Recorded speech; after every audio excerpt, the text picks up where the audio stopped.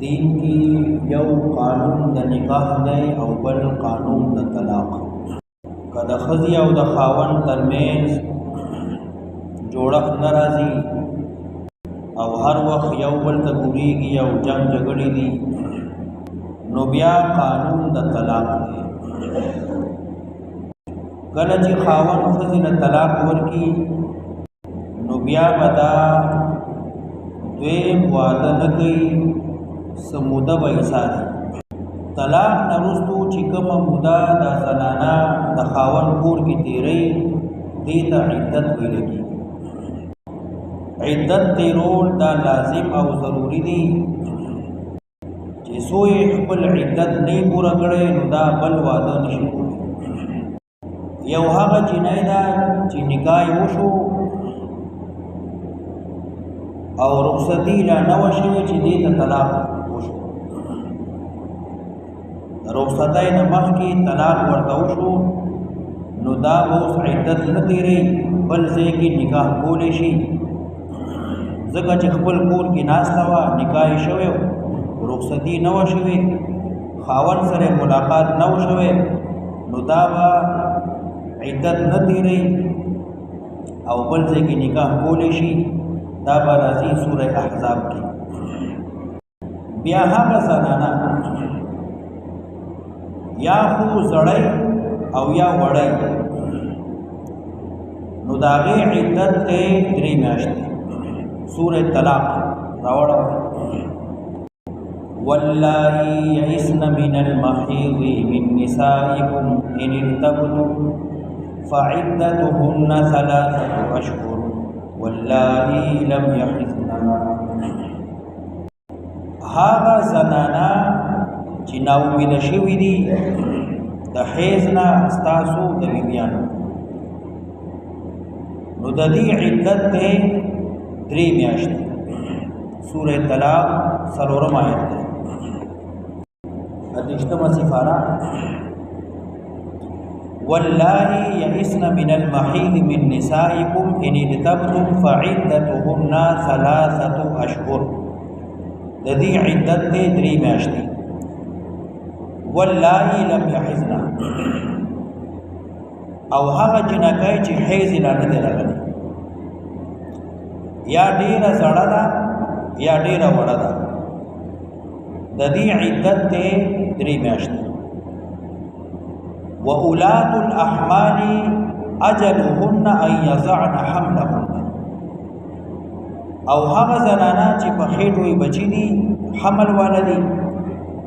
نو د دې عدت دی أن يضعن حملهن، چې بچي پیدا شي. یو هغه وړه ده چې ماهواري نه کېږي، یا ډېره زیاته زړه ده، ماهواري نه کېږي. خاوند ولا طلاق ورکړ، نو د هغې عدت دی 3 میاشتې. 3 میاشتې به عدت تېروي، بیا په بل ځای کې واده کوي. یا یو زنانه ده خاوند ولا طلاق ورکړ، په خېټه یې ماشوم دی، نو تر څو چې دا ماشوم نه پیدا شوی، نو دا به عدت تېروي. اوس دلته سوره بقره کې والمطلقات يتربصن، دا مسله ذکر کړي چې هغه زنانه چې هغې له ماهواري راځي، ماهواري کېږي، حیض هغې راځي، هغې له خاوندانو طلاق ورکړه، نو د هغې عدت دی 3 حیضه. 3 قروء 3 حیضه. والمطلقات يتربصن بأنفسهن 3 قروء، طلاق شوی زنانه مزان ایساری 3 حیضه. خو غوره او بهتر طریقه دا ده چې خاوند خپلې ښځې له کله طلاق ورکول غواړي، نو دی یو خیال دی دا ساتي چې حیض کې دې طلاق نه ورکوي. حیض کی طلاق ورکول دا بد خبره ده، دې ته طلاق بدعي ویل کېږي، دا د ګناه کار دی. احسن او غوره او بهتر طریقه دا ده چې سړی ښځې له طهر کې طلاق ورکړي چې کله ښځه پاکه او هغه طور کې چې د ورسره کوروالی هم نه کړی لکه چې د اوس دا پرېږدي طلاق وله ورکوي دومره خفګان زیات شوی دی جنګ جګړې دي غوسه ده نو ښه غوره او بهتر طریقه دا ده چې خاوند ښځې له هغه طهر کې طلاق ورکړي چې هغې سره کوروالی نه کړی یو طلاق ورکړه صریحه او صفا الفاظو سره چې ته په ما طلاق عدت تیریدو نه مخکې که د رجوع وکړه نو دا د ښځه شوه ښځه یې وه او که عدت تیر شو او د رجوع نه کړه نو دا طریق دا طلاق رجعی طلاق باین شو طلاق باین یعنی ښځه ته جدا شو اوس کده بیا دا ښځه کول غواړي نو دی به نکاح تازه کوي او کدی عدت ورځو کې د دویم طلاق ورکړو نو دا دو طلاق شو طلاق رجعی چې رجوع به کولی شي خدا شو باین ښځه ته جدا شو یعنی نکاح تازه کولی شي او کدا د عدت زمانہ کې د دریم طلاق ورکو نو دې ته وی طلاق مغلظه اوس دا په د دریو طلاق سره حرام شوا نکاح تازه کیږي نه رجوع نه کیږي دا اوس د ښځه پاتې نشوا اوس به دا بل سړي ته په نکاح دی اول آیت کې دا مسله ذکر کړي چې یو زنانه چې داغي مهواري راغله او خاوند ولا طلاق ورکو نو دا به اوس درې حیضه دا هم کېدی شي چې دریو میاشتو کې درې حیضه راشي دا هم کېدی شي چې یو میاشت کې پاکوالی زیات شي او مهواري را نه شي نو کېدی شي چې څلورو میاشتو ته خبره لاړه شي پنځو میاشتو ته خبره لاړه شي نو ځکه احناف وایي ثلاثه قروء معنا نه درې حیضه چې څو درې حیضه درې مهواري دې نه تیر کړي نو دا به د خاوند کور کې عدت تیری چې کله دا پیریډ د دې مکمل شو نو دا به اوس بل ځای ته ځي او بل چا سره به نکاح کوي اول دا مسله وکړي والمطلقات يتربصن بانفسهن ثلاثه قروء والمطلقات طلاق شوی زنانا يتربصن انتظار بکی ځان به ساري يتربصن انتظار بکی بانفسهن د ځانونو خپل یعنی ځان به ایثار ساتي ثلاثه قروء درې حیضا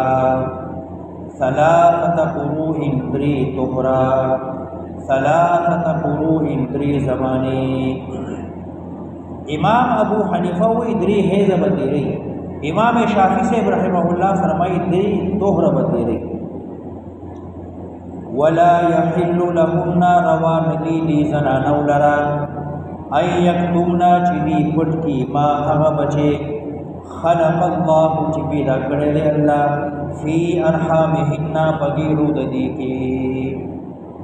یو زنانه دا خاون ولا طلاق ورکو او د دې خېټه کې د ماشوم حمل ایثار شوی دی اوس دا خو جنگیدلې ده ځان د خاون نه خلاصول غواړي شانتي د دې کور نه وتل غواړي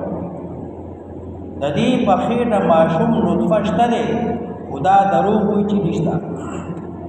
ځکه چې ماشوم پیدا کېږي 5 شپږ 8 9 میاشتې بس او دا خو فورن تفتیدل غواړي ځان وباسي نو الله وی کده دې زنانه په خېټه ماشوم یې نطفه یې خو خو په پته نه لګي اوس الټراساوند کېږي نو دا دې دا ماشوم نه پټي ولا يحل لهن حلال ندي دې زنانه ولرا اي يكتمنا چې دې پټ کی ما هغه بچي خلق الله چې پیدا کړی دی الله فی ارحامهن د دې برحم کې ان كنا يؤمننا بالله واليوم الاخر کدی ایمان لري په الله او رسول مستنه باندې کدا ایمانداری دی مومنی دی دیانتداری دی نو پټول دی نه کوي بچی دی سرګن کې چیاو زما حمل شته نو چې کله حمل شته نو چې سو بچی نه پیدا شوه دا به د دې خاون کور کې عدت تیری چې کله بچی پیدا شو بیا بدل شي وبعولتهن احق بردهن في ذلك ان ارادوا اصلاحا که خاون یو طلاق ورکړي طلاق رجعي یا دو طلاق ورکړي طلاق رجعي نو دا طلاق رجعي طلاق باین شو یعنی دی خپل نکاح تازه کولی شي کدواړه پېښمانه چې ور خپل کور روانو بچی با در بدر شي خپل کور روانو خاون یو طلاق ورکړیو یا دو ورکړیو اوس دواړه پېښمانه دي یو ځای کې د غواړي وبعولتهن خاوندان ددي بعول دا د بعل جمع بعل ویل کېږي خاوند ته وبعولتهن خاوندان ددي احق زیاد حقدار دي احق لایق دي بردهن فواپس کولو ددي زنانو فی ذالک بدی مدکی بدی عدت کی یو طلاق ورکړیو یا دوی ورکړیو نو دا خاون زیات حقدار دی چې دې رجوع کی او دا خپل خزه کی ان ارادو اصلاحا کدی اراده وی د جوړ جاړي خاون اراده نه چې دې سره گزاره کول غواړم او خزه هم گزارې ته تیار ده نو کدا دواړو جوړ جاړي اراده وا نو دې دا خپل خزه کی که عدت نو تیر شوی نو رجوع دیو کی او که عدت تیر شوی نو بیا خپل نکاح تازه کی نکاح تازه کولو د پاره د مولا راتل بیا د نکاح خطبه وینا ضروری نه دي بس چې دواړه کله راضی شو میاں بیوی راضی تو کیا کرے گا قاضی چې دواړه راضی شو تو بس نکاح تازه شو ولهن مثل الذي عليهن بالمعروف ولهن ددی زنانو حق دے پخاوندانو باندے مثل الذي پشان ده غچا چې خاوند دے علیهن حق دے بدی زنانو باندے څنګه چې خزه د خاوند تابعدار ده او خزه خپل خاون غني او داغه خدمت کوي داغه خیال ساتي او داغه خیال ساتل داغه ادب احترام او داغه حق ادا کول دا واجب غني داغه شان دي خاون باندې د خزي حق هم واجب غنل پکار دي چې دی ولا هم خیال ساتي داغه نان نفقه پوره کوي داغه مہر ور کوي داغه سګنا ور کوي رعایش ور کوي دواړو باندې د یو بل حق ساتل واجب او لازم او فرض دي ولهن مثل الذي عليهن بالمعروف د دې زنانو حق دې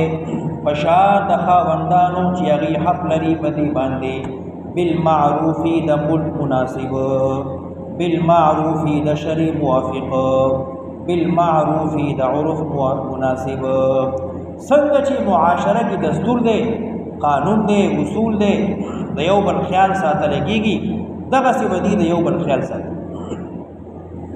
وللرجال عليهن درجه د پارا د سړو په زنانو باندې ورواله دی فضیلت دی د خزي هم حق دی خاون باندې خو د خاون حق زیات دی ځکه سورہ نساء کې راځي الرجال قوامون علی النساء سړی دا د کور مشران دي دا د کور حاکمان دي دی د کور خرچه پوره کوي نو چې کله سړی مشر دی سړی حاکم دی سړی به مال ګټي خرچه به پوره کوي نو د خاون حق زیات شي والله عزیز حکیم الله دې زبردست غالب حکمت والا